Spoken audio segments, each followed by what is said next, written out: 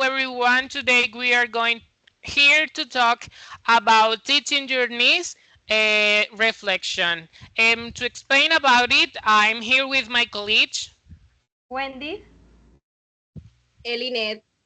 Juan, Georgette. and me, Nathan Sanchez. Let's start with the first topic. The first topic for today is strengths in skills and methods. Wendy, go ahead. okay. Angela was my English teacher in middle school. She was very disciplined and made students pay attention. She used grammar and vocabulary exercises. She encouraged group participation at the board, and made students follow verbal instructions like go to the board, close the book, or close the door. For the other hand, Edward was my English teacher in high school. He used grammar books, group work, and tests. He liked teamwork and helped students learn together. uh, I had some teachers whose names are Betsy Yepes and Ivan Ramirez. Betsy Yepes was my high school teacher. She used technology as her primary teaching method, practicing listening, writing, and reading. Ivan Ramirez was my elementary school teacher. His teaching methods were the use of books, guides, and class participation. Okay. Lorena Zapata and Andres Castilla, my high school teachers. Well, Lorena Zapata was passionate about improving English comprehension and public speaking. She engaged her students with storytelling and practical exercise, creating a supportive and motivating classroom environment.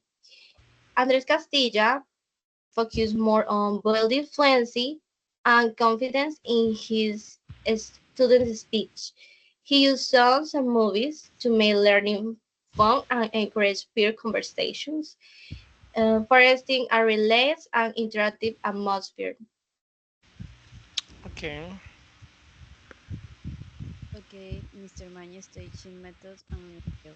Mr. Mañez class focused on speaking and interaction. He explained concept clearly and imparted and right that students felt comfortable participation in English. He used games and interactive activities to make learning enjoyable.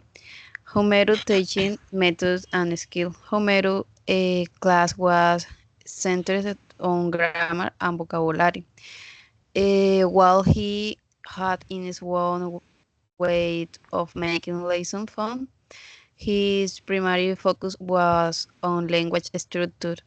He emphasized rules and encouraged in certain student build an strong grammatical foundation. Okay, for me, I have I had two teachers, and Mr. Ronald and Miss Eliana. Mr. Ronald class had writing, test, and lectures.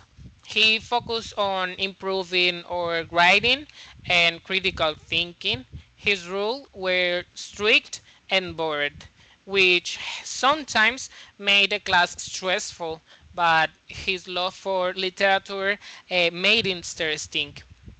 Miss Eliana class was easygoing and focused on speaking. She used real life activities to help us practice English. The class was fun and comfortable, but it didn't focus much on grammar or writing skills. Let's continue with the second topic, common and difference among teachers.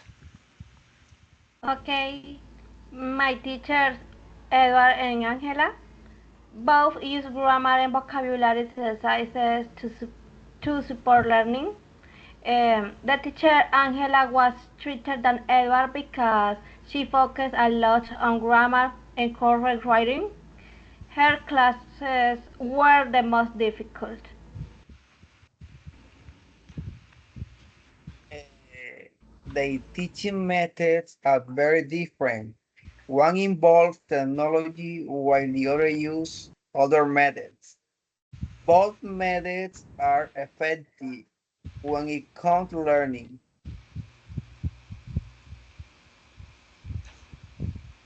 Okay. My both teachers prioritize active learning and creativity.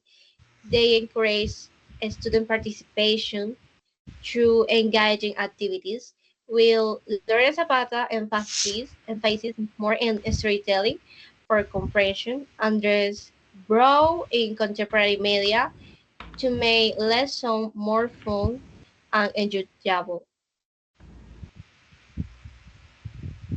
Okay, difference between Mr. Mañez and Homero. Mr. Mañez prioritizes speaking and influencing touch interactive activities, while Homero focuses on the grammar and vocabulary with a structured approach. Mr. Mañez's class was dynamic and conversational, whereas Homero was more formal and academic. Okay, commonalities between Mr. Ronald and Miss Eliana. Both teachers wanted students to communicate well and think creatively. They use real world examples to make lessons more interesting, and they gave helpful feedback to build students' confidence in English. And now the difference. Mr. Ronald focused on writing and academics with strict rules, while Miss Eliana emphasizes speaking with a relaxed approach. Mr. Ronald class was formal, while Miss Eliana was informal and more conversation. Let's continue now with the third topic. It is lessons on effective strategies. Elinette. Okay, the key takeaway from my teacher, Lorena and Andres, was the importance of active participation. By blending storytelling with modern media, they create a trusting environment that boosts fluency and creativity, showing that diverse teaching methods enrich the learning experience. Eh, Son CFs and Ibarra CFs. Technology as a learning tool. The use of platform, digital, multimedia, and interactive tools uh, can make learning more engaging and accessible. From Ivan Ramirez, the power traditional methods, book, guide, and craft participation provide strong foundational knowledge and structured learning. Okay, about me, I could say that a teacher uh, should use Mr. Ronald Way of focusing along, Miss Eliana focus on speaking. Uh, they would give they would give students practice in both writing and speaking. Giving feedback on both would help students get better at all parts of English.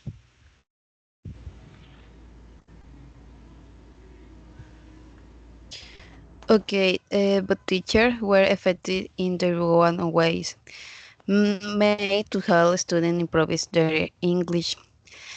They both created engaged lesson and encouraged participation. Their dedication made a positive impact on student learning experience. Okay, lesson learned about teaching strategies. Both structure and teamwork are important. A strict teacher like Angela helps students learn grammar and be more disciplined. A friendly teacher like Edward makes learning fun and helps students work together. Okay, now the last topic. Proposal for an innovative teaching method. We have five keywords, and these are technology, theoretical learning, storytelling with a sweet twist, role playing, and music and podcast by native people. Let's start with the first one. Okay, in technology, an ideal English class would combine Mr. Mañez' interactive speaking activities with Homero structured grammar lesson. Additionally, integrate technology and virtual reality could enhance to learning experiences by creating immersive environment for both speaking practice and grammar exercise. This would allow students to engage in reality making, learning more effective and enjoyable. Okay. Um, I think students can do real life activities to learn English. For example, they can sing a drama about cleaning the house. They say the names of all the rooms and objects in English, like kitchen, bedroom, etc. This helps them learn words and use them in real situations. Hack student create and share short studies involving food and meal. Provide picture on the share these and have student create practice studies in English. Okay, the role play. I think so. The role play is a fantastic way to learn English because it makes the process enjoyable and fun. When a student steps into different characters, they get to practice speaking in real life situations. With both their confidence and fluency, it's not just about the language. It also helps them connect with others and understand different cultures. In summary, I think so the role play transform English learning into an interactive and enriching adventure. Okay, now I could say that music and podcast made by native people help keep their culture alive, share their voice, and help bring back their languages. They teach about native story and important truths and give strength to the community. And well, these platforms help people connect, share ideas, and be creative. And nothing, this is all for today. Thank you for watching this. Bye. Bye.